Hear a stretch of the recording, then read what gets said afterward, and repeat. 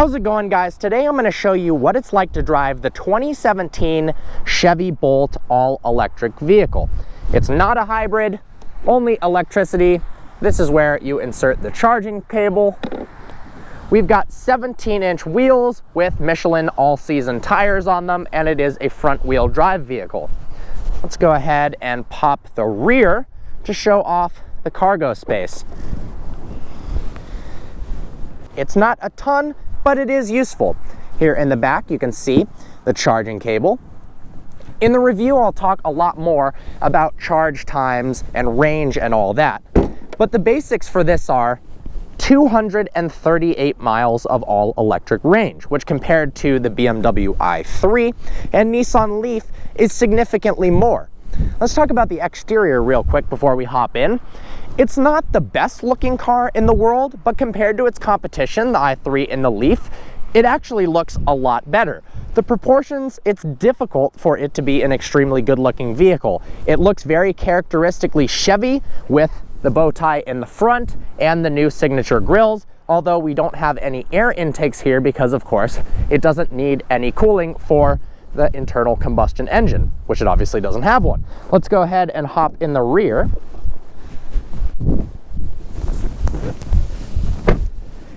In the back, you actually have tons of legroom and pretty decent headroom as well for what looks on the outside to be a compact vehicle.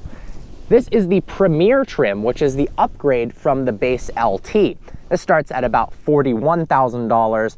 The LT starts at $37,495. However, after a $7,500 tax incentive from the government, it drops the base price of the base model just under 30 grand, and this one at about 34. We've got a $500 upgrade, which gives you 2 ports for USB charging in the back, Bose sound system, as well as wireless charging in the front.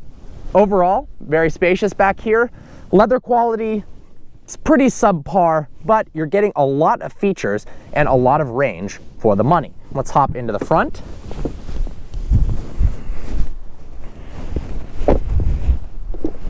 When you turn the Bolt on, it doesn't make any noise other than a little chime letting you know that it's on. There's no engine to start up. We've got a 10.2-inch display here that gives you information about charging, your battery life, your range, how well you're doing, as well as Apple CarPlay, Android Auto, obviously radio, and it is pretty well laid out.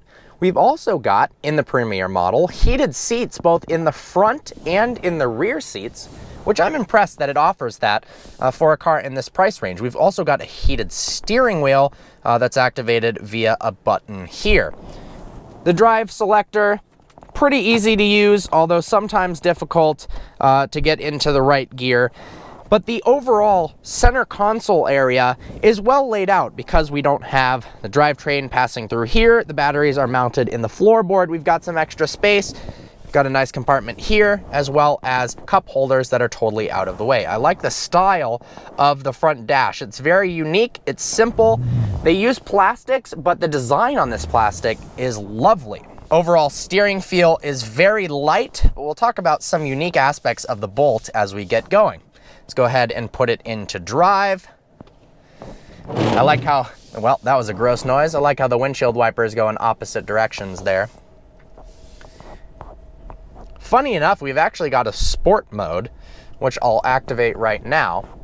Speaking of sportiness, how fast is this electric vehicle? Now, electric vehicles in general, well, they're kind of known for 2 different things, either being extremely slow or extremely fast. So which one is it? Well, the Bolt is actually somewhere in between, leaning towards the faster side. 200 horsepower, 266 pound-feet of torque, significantly more than the BMW i3 or Nissan Leaf, and that means 0 to 60 miles an hour in 6.5 seconds, which a couple years back was sports car levels of acceleration.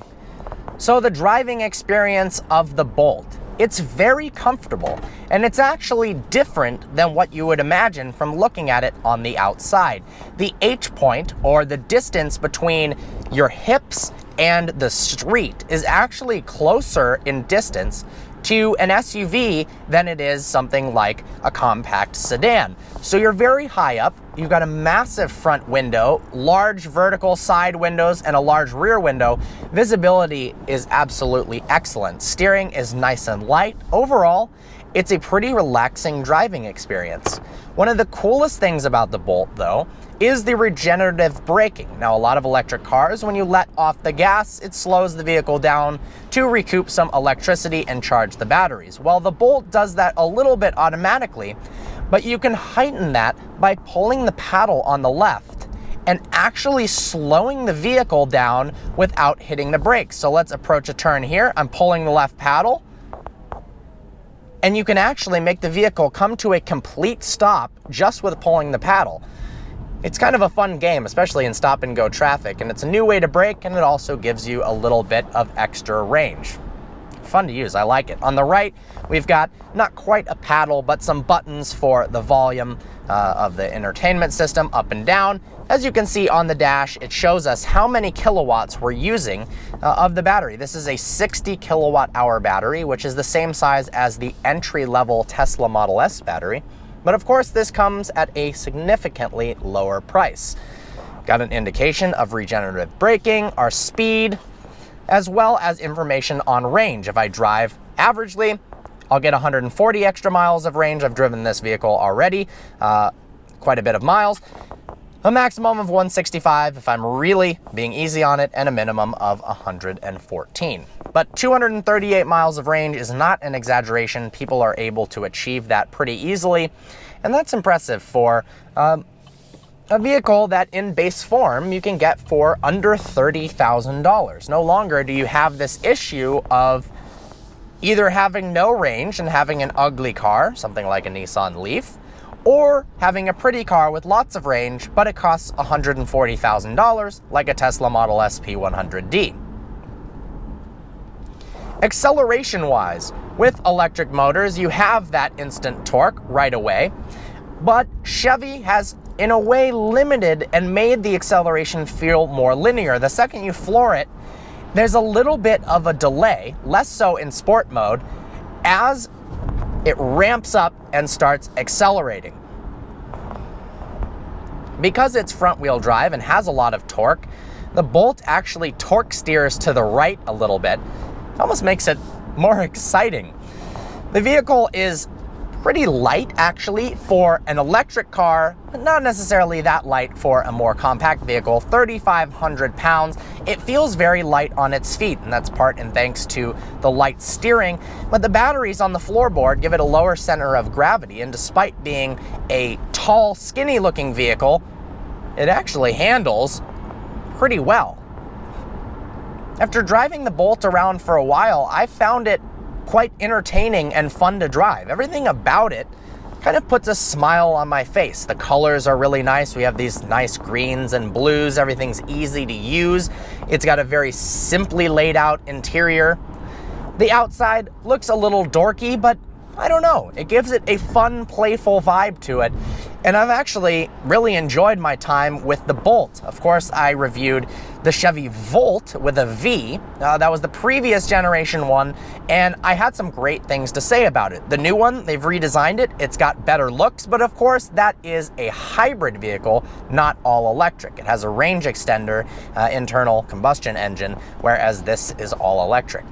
Until the Tesla Model 3 comes out, the Bolt really is pioneering the way for affordable all-electric green cars. And with constant delays from the Model 3, who knows when that'll actually come out. If you're looking for something that gets incredible all-electric equivalent EPA ratings, that's pretty fun to drive, easy to park, pretty inexpensive, the Bolt is definitely something you absolutely should consider. And I think, without a doubt, it's better than the BMW i3 or the Leaf. It's faster, has better range, and better looking. From a ride quality standpoint, it rides well over bumps, and it's decently isolated from the road. We do have a decent amount of wind and tire noise, but nothing too extreme for a car of this price. There's a lot of features it does have, and then some surprising features it doesn't have. For one, it's very nice that it has heated seats in the front and rear, as well as a heated steering wheel. It's got leather seats, although not the best leather in the world, but it has manual seats. I find that interesting in a car, especially in the Premier, the more expensive trim level, to have manual seats, but I think you can get over that pretty easily. This is a very cool feature that I like on the Bolt. Pull this on the mirror, and all of a sudden you have access to a rear view camera in the rear view mirror itself. It gets you a much wider field of vision and lets you see things that you normally wouldn't be able to. Let's flick that back out. We've got active lane keep assist, although it actually is not that great of a system. Once it's activated, as you can see here, it's able to see the lines on the sides of the road, although it just disappeared. It isn't able to keep itself within the lane all that well at all. So I wouldn't rely on that, but it's definitely a good step forward to have all of these technologies, blind spot awareness, lane keep assist, active cruise control, on a vehicle of this price. So there you have it. Special thanks to Corporate Auto for giving me this Chevy Bolt. I really enjoyed my time with it. It's nice to drive, it's decent looking, it has great range, relatively inexpensive. Overall, 2 thumbs up for the Chevy Bolt.